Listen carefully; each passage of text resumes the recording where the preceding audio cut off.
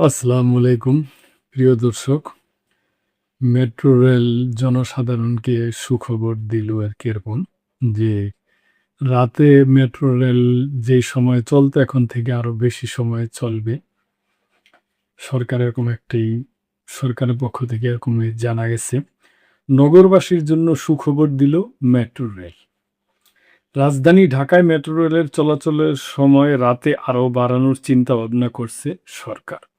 সে অনুযায়ী ২ ট্রেনের মাঝের ব্যবধান আধা মিনিট কমে ৪.৫ মিনিট পর চলাচল করবে।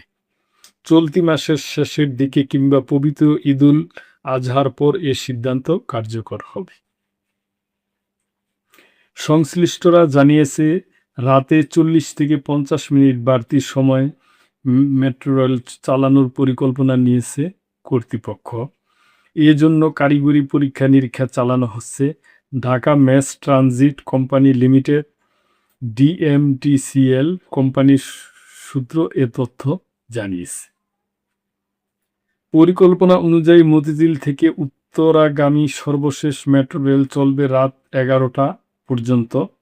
এখন রাত ১০টা ১০ মিনিট শেষটি ছেড়ে যায়।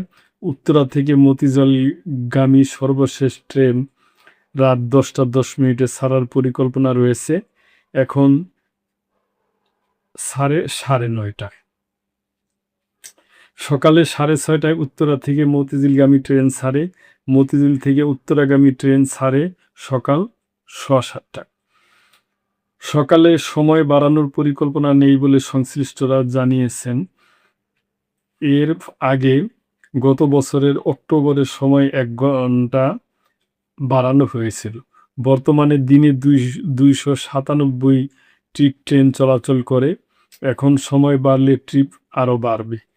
২ ট্রেন চলাচলের মাঝখানের সময়ের ব্যবধান কমবে। এখন পিক আওয়ারের সময়ের পার্থক্য ৫ মিনিট। নতুন সূচিতে ব্যবধান কমে হবে ৪.৫ মিনিট। অফ পিক আওয়ারে ৭ থেকে ২০ মিনিট পর ট্রেন চলে। উত্তরা থেকে মতিঝিল চলাচলের জন্য ২৪ সেট ট্রেন আছে। প্রতিটিতে ৬টি কোচ। পিক আওয়ারে ১২ সেট চললেও বাড়তি সময়ে চালালে ১৪ সেট চলাচল করবে। তো প্রিয় দর্শক, এটা খুব ভালো সংবাদ। তার কারণ আমি দেখছি, তো আমি তো চড়ছি মেট্রো রেলটা, কোনো যানজট নাই, এসি এবং খুবই একটা আরামদায়ক একটা মানে চলাচলের জন্য একটা গণপরিবহন বলা চলে। আমি তো বলতে চাই যে পুরা ঢাকা শহরটা সরকার জালের মতো ছড়াই দিক মেট্রো রেল, এবং আস্তে আস্তে আরও যে শহরগুলো আছে, চিটাগাং, রাজশাহী, খুলনা, এই সমস্ত ইস্যু আস্তে আস্তে করা হোক, এইটাই আমরা চাই। তো প্রিয় দর্শক, এ ব্যাপারে আপনাদের যদি কোনো মন্তব্য থাকে অবশ্যই করবেন, এবং লাইক, কমেন্ট, শেয়ার করে সাবস্ক্রাইব করে চ্যানেলটির পাশেই থাকবেন। আল্লাহ হাফেজ।